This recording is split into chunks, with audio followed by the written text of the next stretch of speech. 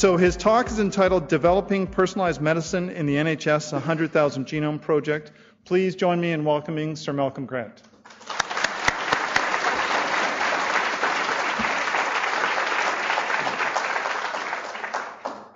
Well, thank you so much, Paul, for that eloquent and thoughtful introduction. But can I just say how much I've enjoyed yesterday and today. I think this has been a stunning symposium and really at the cutting edge around the world of what so many of us are trying to do in relation to developing personalized medicine. And we in England, I should first of all explain that my remit in the NHS extends just to England.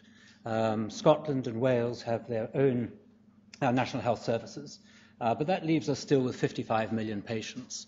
The huge responsibility of an organisation that is valued by the British public more highly than the BBC, the royal family, the Church of England, the Pope, and even politicians. So when one talks about transforming a much cherished organisation, one has to anticipate that there will be some pushback, because the traditional response of the people who work in the NHS and beyond it to the type of fiscal freeze that we have at the moment is that we just need more money to carry on as we are. And that's the wrong answer. The right answer is, what is it that science and technology can do to allow us to completely transform the quality, the safety and the convenience of care for our patient population? And more, as I will try to explain today, what more can we do to ensure that a healthcare system isn't just a patch and repair system, but is one that focuses on health and not just solely on care.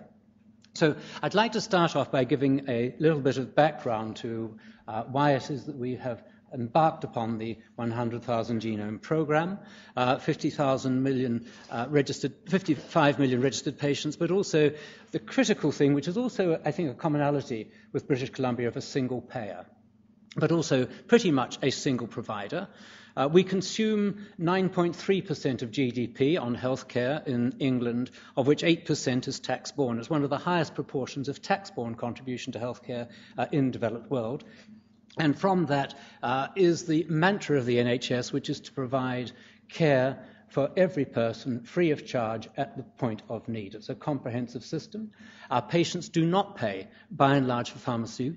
For pharmacy, there is a prescription charge of £8.05 each time a prescription is taken out, and over 90% of our prescriptions are exempted from it. So it's a genuinely free and affordable healthcare system, at least to the user. However, like every other healthcare system in the world, the current level of demand exceeds the availability funding. Just to put that in particularly the UK context, since 1948 and the foundation of the NHS, the compound annualized growth rate has been around 4 to 5% real per annum. For the past 5 years, we've survived on about 1.1% real per annum. And for the next 5 years, it looks likely that we shall have no more than 1.5% real. By the way, this is at a time when there are acute cuts across the whole of public services. Healthcare in Britain, as elsewhere, is crowding out other public services. And there is a limit to the extent to which the public will tolerate that, while still, of course, anticipating that it gets fine care. So we have taken the view that this requires a transformation of the current models of care. There is a white paper that we published last year called the NHS 5-Year Forward View. The first time, by the way, that the NHS has produced its own vision for the future, rather than being invited to implement a political vision created by a ministerial department. That is the point of having an independent board, NHS England, which I am chairing. The other things that help to drive the success, we think, of the 100 Genome Programme are having world-class universities with schools of clinical and life sciences.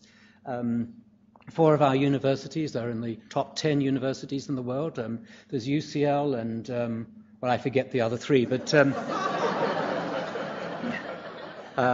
there is a remarkably profound strength in life sciences and medicine right across the university sector.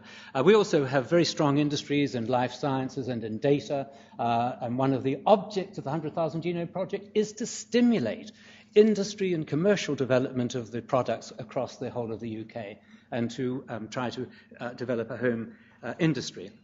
And then we have strong political commitment, stable over time. I wouldn't have written those three words a month ago, but exactly a month ago we had a general election which returned David Cameron as Prime Minister, and his personal support for this programme has been tremendously important.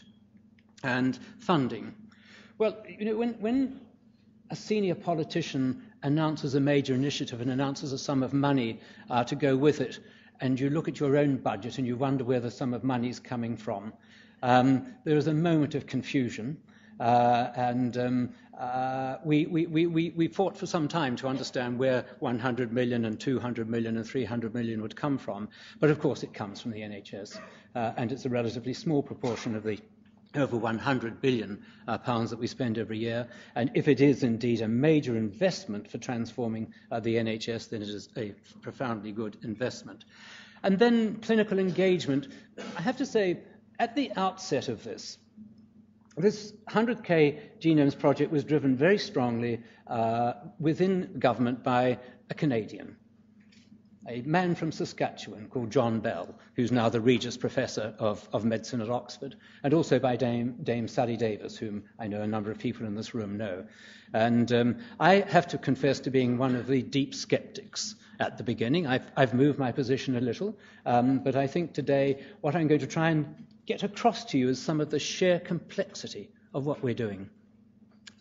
I'm not a clinician, so my study today is much more about the logistics of trying to carry through a hugely complex program, even with these remarkable drivers for success.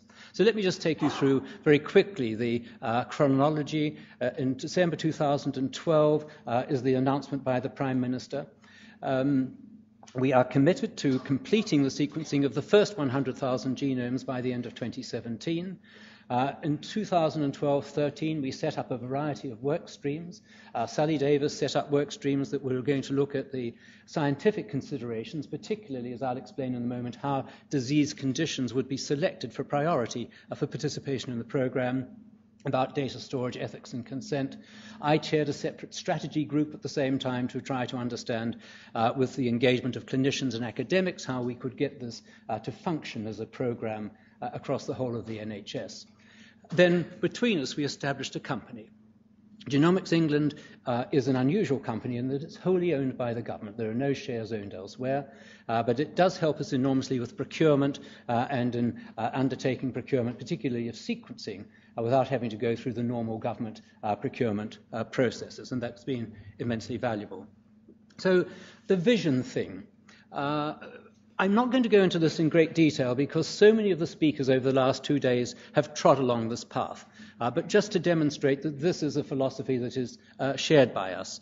The combination of genomics, transcriptomics, proteomics, and metabolomics creates for us an opportunity that many have called a tipping point. By the way, I see so many tipping points in the NHS, not all of them favourable. And as somebody said to me recently, there have been so many strategies for the NHS, and we've had more visions than Joan of Arc. And we've had more pilots than British Airways. So visions and pilots and projects, but this one could just be different. So what are the benefits that we're seeking from it? We seek, first of all, the enhanced discovery of pathogenic variants. We want new treatments, devices, and diagnostics. To accelerate the uptake with advanced genomic medicine practice integrated into the NHS, and that is the Holy Grail. To increase public understanding and support, which I suspect will be driven not by us in particular, but much more by democratization of medicine and by the use of personal devices such as smartphones and access to patients' own medical information. And then a very important component, which is to stimulate and advance UK life sciences industry. So the design features, how do we set about creating this new model? First of all, the insistence that it be structurally integrated with the NHS. And that's where NHS England comes in. We are a partner with the Department of Health through the company Genomics England. I sit on the board, but of course, when I'm on the board of Genomics England, my fiduciary duty is to the company, not to the NHS, but these lines occasionally get a little blurred. The critical thing is to symbolise the support of the NHS at the highest level for what the company's trying to do. Second design principle, we would select the patient cohort. This is the really incredibly strong point of starting from scratch. This is not an ad hoc proposal. This is where the patient cohort is selected on good scientific grounds. Informed consent, I'll come back to. State-of-the-art sequencing, we wanted to ensure that that would take place in England and not in China. We wanted to ensure also that the data would be held in a secure and monitored environment. We would engage scientists and clinicians. We would prescribe routes of access to commercial companies, and I'll describe in my comments how that will be done. And also I will talk about the intellectual property and the genomic medicine education program. So those are the design principles, if you like, of what we're trying to achieve. So making it happen. The early stages. We set out to identify the medical conditions for priority for sequencing, and after a considerable amount of consultation across the whole of the clinical environment, we set upon cancers, on rare diseases and on infectious diseases. On cancers because they showed great promise, and particularly in certain cancers, and I've listed them here, for genetic and genomic analysis and ultimately for treatment. Rare diseases because, although we have over 7,000 of them, they do affect a significant proportion of the total population, something like 6%. And we understand that what more that we can learn about rare diseases and genetic outliers, the more we can understand about disease itself. So that was a major scientific principle. And then also pathogens, some of the infectious diseases. I have to say that the major balances between cancers and rare diseases, the infectious diseases is a relatively small part of the total program. Having done that and having then run an Oxford study, a pilot study at Oxford led by Peter Donnelly, we were in a position to start engaging clinicians and institutions in the project. And the way we did this was to use a competitive process. We wanted to try and get some regional coverage of centres which would be genomic medicine centres. They would be centres that would be run by individual hospitals, hospital trusts as we call the institutions that run the hospitals, or academic health science centres which actually normally have a number of hospitals under their umbrella. And we didn't want to fall into the trap which is so commonly the case, which is to say to the NHS, we're going to impose these upon you. You can have one up there in Newcastle and you can have one in Manchester. What we did is run a competitive process because we believed that with a competitive process, not only would the clinicians get excited, but so would the chief executives of the hospitals, because this would become a differentiator. Either we're a hospital with a GMC or you were not. And I have to say this is quite an important message across the whole of the NHS because I anticipate that over the coming decade we will see more and more instances of concentrating specialised services in a smaller number of service centres. And so I think a number of people anticipated that this might be the first, and it would be wise to put in a very strong bid. So we have now designated 11, and I'll show you in a moment the geographical distribution. Go live occurred in March with rare diseases and has just really starting to occur with cancers. The responsibility of the centres is to acquire and process 90,000 samples. By the way, 90,000 is 10,000 short of 100,000. We're leaving ourselves some headroom. And we have left on the website the opportunity for people to nominate other conditions for sequencing so that we can learn as we go. And much will depend upon what we learn over the next couple of years. We are requiring the centres also to capture the clinical phenotypic data, validate the findings from the whole genome sequencing and provide feedback. I'll demonstrate in a moment the chart through which the process proceeds, and then to measure and monitor the impact. So here is a map which just quite succinctly demonstrates the 11 GMCs. We've got regional coverage, but we've also announced that we may go for a second wave, and we may go for another 2 or 3. But the critical thing is that actually regional coverage is useful, but it's not a condition of running a program like this. And the critical thing is to have a centre that's up and ready and has the clinical and academic capacity to do what we wish to see. So briefly, the operating model is that we, NHS England, are the prime contractor and the funder. We've allocated an internal budget of 20 million just to help the centres get up and running. The centres themselves will be investing in expanding their own capacity. But our role is both overseeing and supportive. We are also requiring them to act as lead organisations with specific leads with a number of tentacles out into their own geography, and with some LDPs, some local delivery partners working with them. So it's conceivable, for example, that a major tertiary centre will have a number of secondary and District General Hospital centres feeding in to the whole of the exercise. It won't all be done in a single central point. We're also trying to engage all 11 to work together as a network, sharing best practice and sharing information as to what they're doing. So we have an implementation unit overseeing all of that.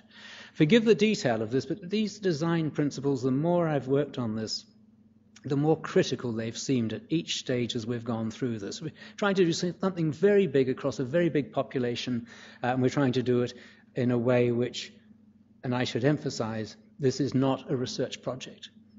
And that's a really critical thing to get in. It's not a research project, it's an NHS transformation program. And we need to get clinical engagement as well as academic excitement. This slide merely demonstrates how each of the GMCs coordinates a network of delivery organisations.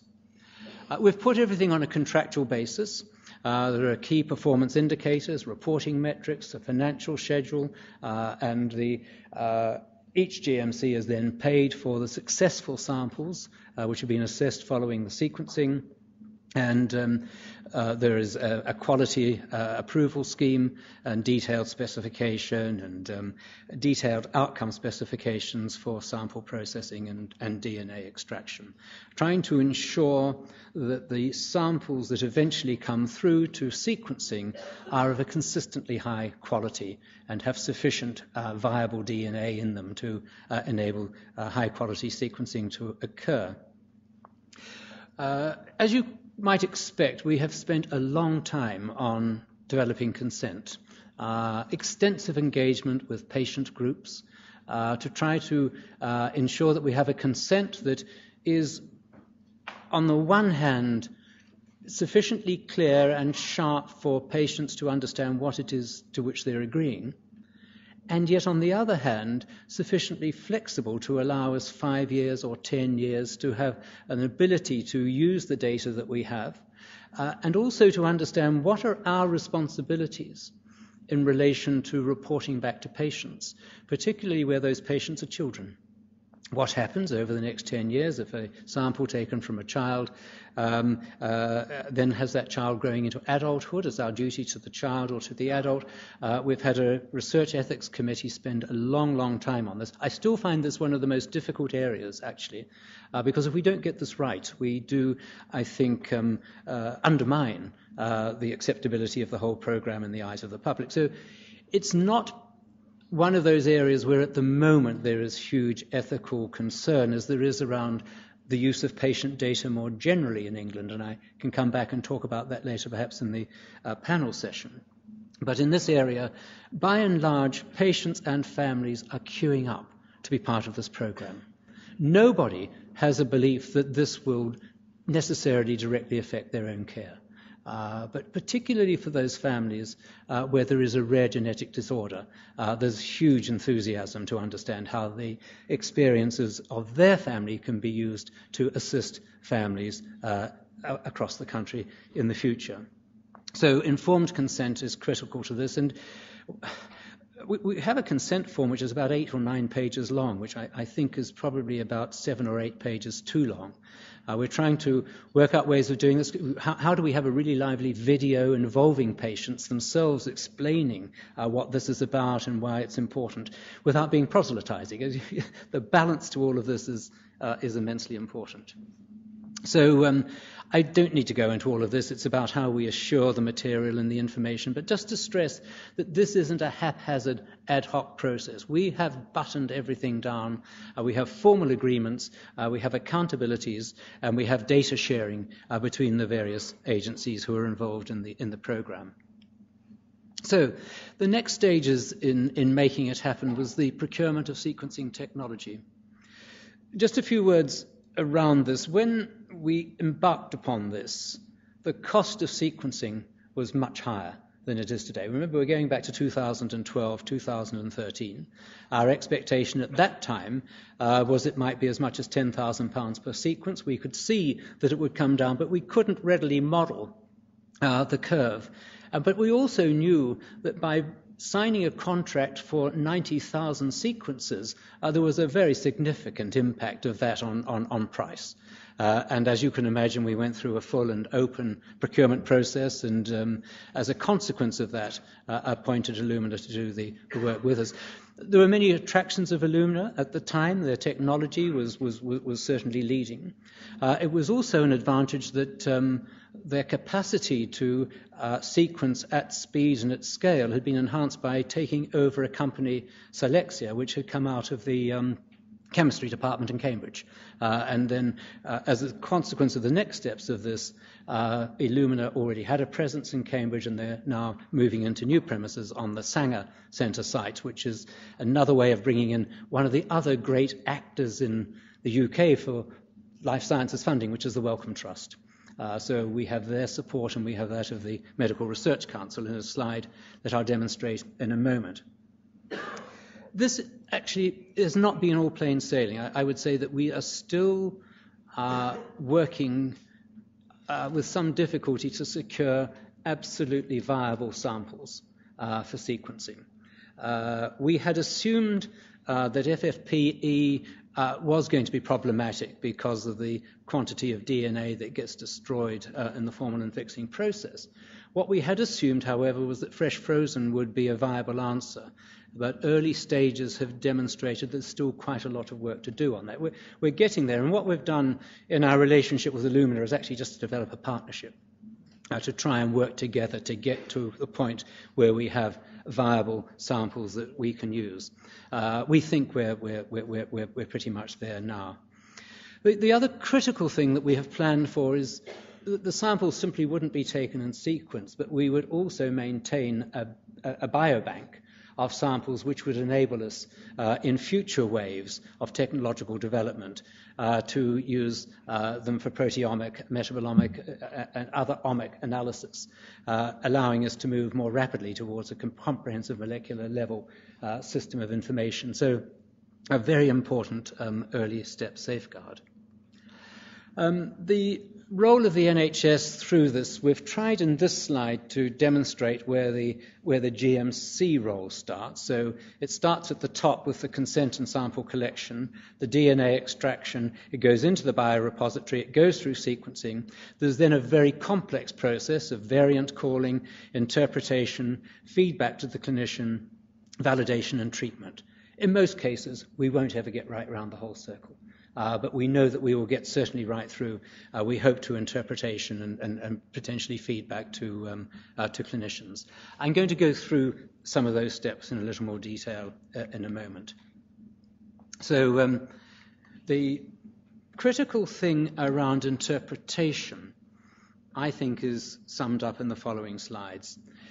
The first column here, headed the traditional way, I think is familiar to many people in this room. We start with an academic project, we form a hypothesis, we go out and find funds, and we form some collaborations, and we collect and analyze the data, and we validate the results, and then we publish, and that's fine, thank you very much. And then we attempt to translate it into healthcare, and at that point we fail for at least 17 years. Which is the average period from really smart idea to actually doing something for patients. So we go through an enormously complicated process of NHS and NICE evaluation and guidelines and education implementation program, and in the end we have an absolutely perfect offering. So we thought, let's try and see how we speed that up. So we decided that we would create a set of clinical interpretation partnerships, GSIPs as we're calling them. And our hypothesis is that whole genome sequencing will enhance diagnosis. It needs a coalition of academics, NHS and trainees working together on whole genome sequencing within the GSIP domain. So we put out a request for expressions of interest. I can tell you we now have 2,000 academics and clinicians have stepped forward to engage themselves in this program. I mean, it's quite remarkable. I'll show you in a moment what are the key domains on which they're working. But we can understand that this allows us to do a lot of things.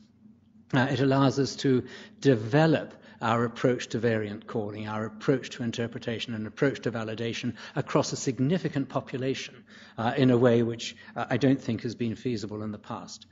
So our anticipation is that we might be able to reduce 17 years to 3 years by this concentration of person power and feedback into the clinic. It's the feedback into the clinic and also perhaps by 2017 embarking upon a further round.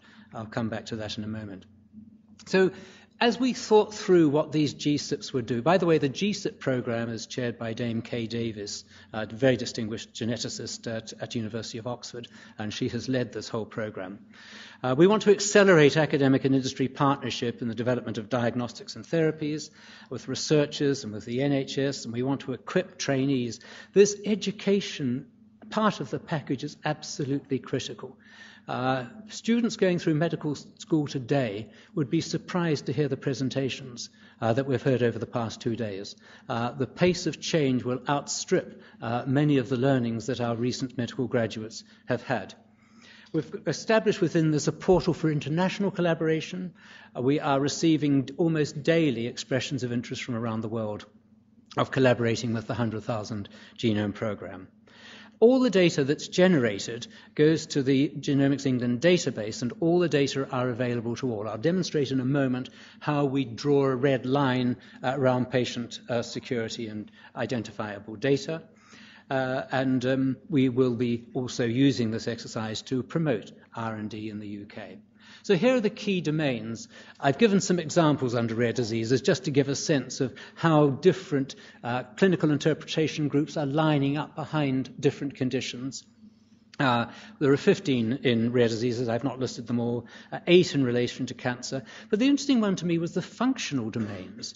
We've got people lining up to work on EMRs, on validation and feedback, on ethics and social science, functional effects, health economics, machine learning, population genomics, translational research, functional cross-cutting issues. So we're starting to see, I don't know, I think people are actually getting excited about this. Just on that note, that's a large number of people, 2,000 people. I suspect across the 1.3 million people that the NHS employs in England, that 2,000 is probably the limit of understanding of where this program is and where it's going. I mean, we have not yet successfully broadcast what this might yet mean for changes in clinical care. IPR is critical to this, and again, as a design principle, we want to do what everybody wants to do, which is to allow information to be shared as widely as possible, and yet to protect that which has commercial value. For 2 reasons. 1, if you lose the commercial value, then it doesn't get exploited. And 2, if there is to be a return on the investment by the government, we want it to feed back into NHS care, and we want to be able to capitalise on that. So just very simply, we decided as a design principle that GEL, Genomics England, would own the samples and the data relating to them. We have an arrangement with the genomic medicine centres, the 11, that they would own the clinical data relating to their patient, which has to be right, but they would grant GEL a wide licence for use of the data. Likewise, in relation to the IPR that's developed, any IPR that's developed in relation to the preparation of the samples, you could see a particular hospital developing a particular technique which has some commercial value. But GEL owns all the sequence data, all the analysis, the GMC results and the reports, but it grants a license to each genomic medicine center to use them for clinical purposes, but not research rights. GEL owns the GSIP outputs and their IPR, and GSIP members need to disclose or get consent to dealings. This is quite important. We had a long discussion about this at a board meeting just last week as to how you set the limits to allow academics to do what they would normally do, which is to engage in a project and publish, whilst at the same time protecting confidentiality and IPR. So hence the necessity to have a consenting and fair dealing right. The Gene Consortium is our mechanism of allowing commercial access to anonymized data. As I'll demonstrate in a moment, the data is held in a data set and there's a knowledge bank alongside it. What we wanted to do was to use commercial partners to do two things. I think one thing was to help us with this whole process of interpretation, variant calling, and validation, and to get the best in the world to come in, state of the art, and to help us to develop this. And there will be commercial value to them simply from doing that and having the opportunity to interact on this front. But secondly, to offer an opportunity to both big companies and small companies. So the big companies, and there are confidential size limits I won't go into, big companies can enter into a relatively small consortium. There will be about 10 of them engaging as mainstream gene partners, working closely with us, and also with sharing between them. And smaller companies, because we didn't want to exclude SMEs. So that we have lifted a capitation qualification to allow others to come in as well. And then we have a patent strategy. I won't go into details of that. I'm not sure that patents are going to form a large part of what we do, but it's important to safeguard the area for them. So here's the big picture. And this slide, I hope, starts to demonstrate how all of those component pieces fit together.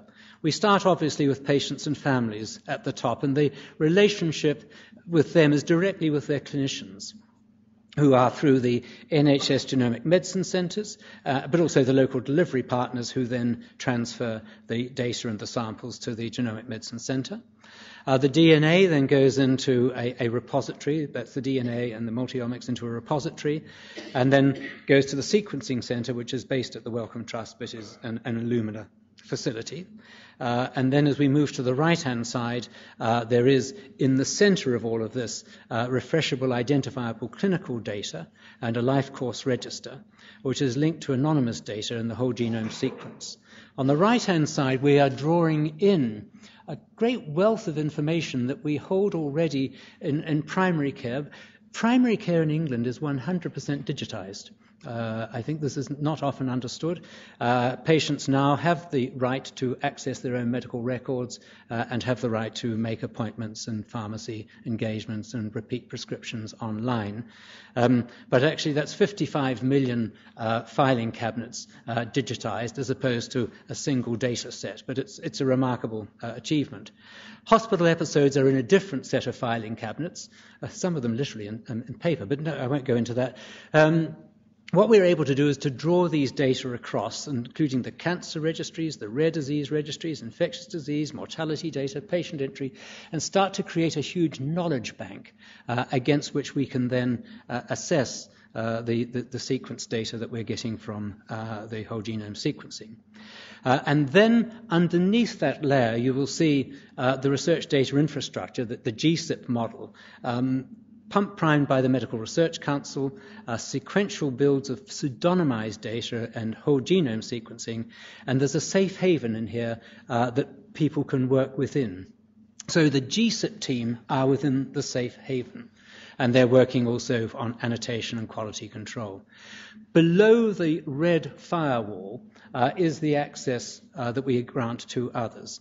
So the patient data, the identifiable patient data, stays in the safe haven, but outside it, clinicians and academics, training for new specialists in this area and for students and others, and industry has a capacity to access and use the anonymized data and to work with it. So it's a model which we think is actually quite secure.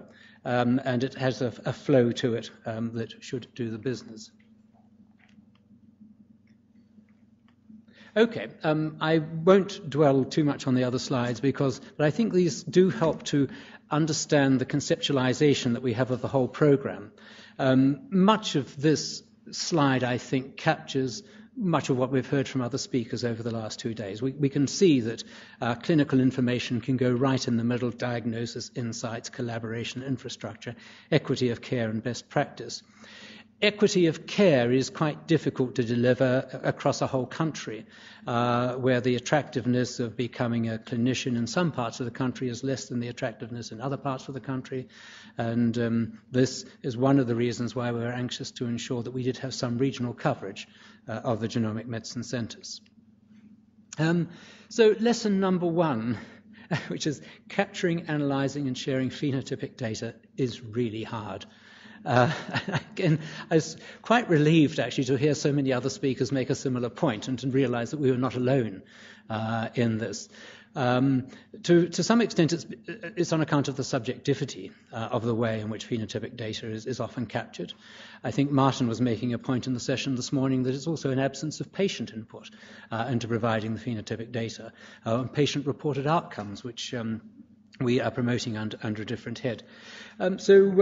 This is having, I think, an impact on us which might go in 2 directions. First of all, I think just to ensure that we use this opportunity to become rather more professional in defining the ontology of disease and getting greater standardization across the 11 genomic medicine centres, because without that, the data that's coming in, they're not comparable. I suppose the optimist in me thinks that if we could start to standardize their data and indeed start to standardize more of their practice, that could be a virus that could spread across the NHS more generally, because our data is enormous, but our wisdom is limited. And we can only develop wisdom from data if we're better at standardizing it and if we're more professional about sharing it across the system. We also are considering how we incorporate data that comes from patients and from wearable technologies alongside the clinically recorded data.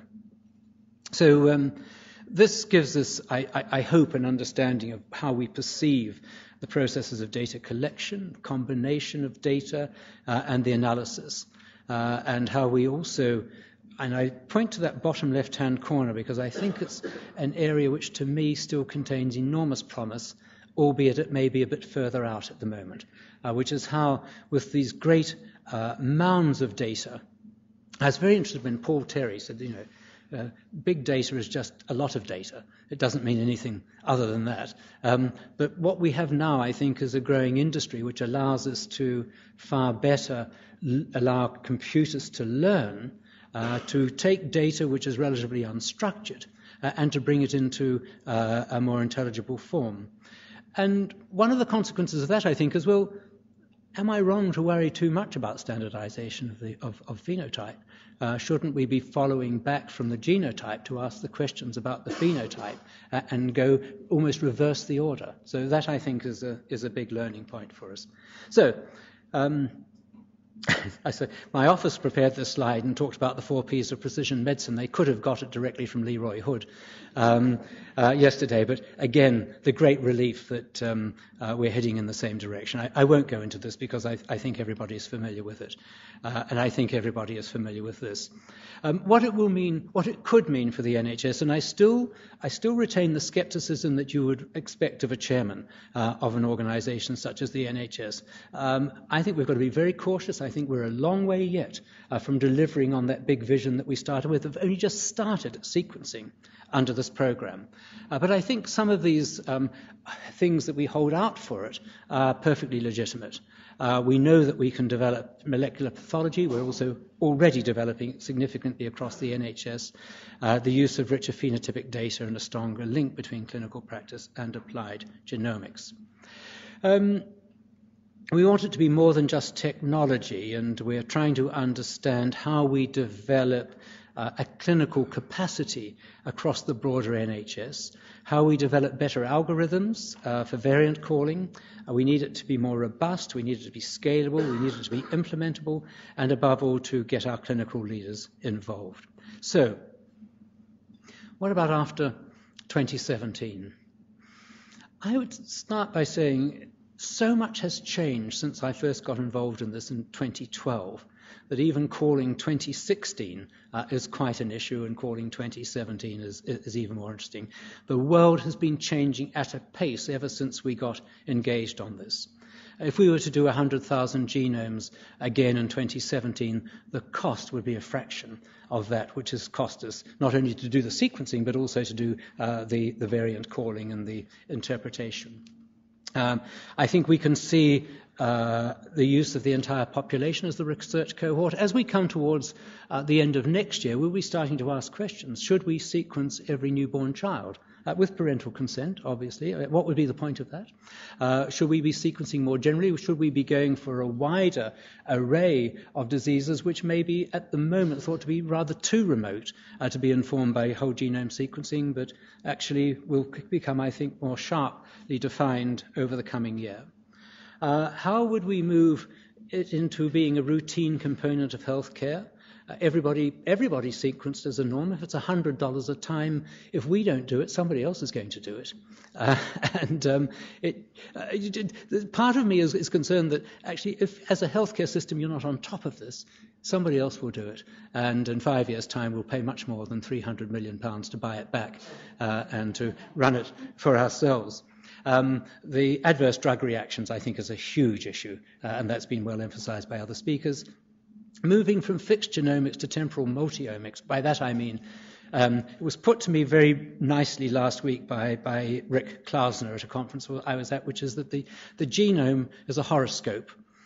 How do we convert it to a stethoscope? Well, think about it. So, how do you use temporal use of the other omics alongside the original genomic analysis to inform what's happening? And I think that was very much along the lines in which Leroy Hood was speaking yesterday. If that's the point, then we have a very different model of medicine from that which we have now. I would stress that all of this has to be international. We can do 100,000 genomes in the UK. We're up and running, and we'll do it. Others will be following very quickly. But it is a complete waste of time, and it secures no competitive advantage unless there is genuine sharing of data across the world. That's the way in which science properly develops. I'll just go through the third last one, which worries me enormously. We've touched upon it earlier today. It's the proof of costs and savings for healthcare systems. We're doing other things to transform the NHS at the moment, every one of which carries a high transitional cost. And dual running, as one moves from one clinical model to another, carries high cost. We need to be able to persuade our political funders that here is something which is a long-term investment, which requires transformation funding up front, but which will yield positive results in the end. The cynic in me says, every time we come up with something that's better for patients, it costs us more. If only because they live longer. Sorry, I mustn't be too cynical. As a payer in a health service, we want a long-lived population in fine health, and that will reduce the cost of healthcare. But that requires that we start to understand how we use some of this technology to deal with chronic long-term conditions and to relieve the burden of ill health on people with non-communicable disease. So that, I think, takes me to how we move this from a cottage industry, which every healthcare system in the world currently is. It's like weaving in the 18th century, before the Industrial Revolution, with no proper concept of supply chain management, no concept of scaling up across a whole industry. And maybe this is the tipping point that allows us to get there. And, of course, then, finally, to move from crisis management to the management of good health. Thank you.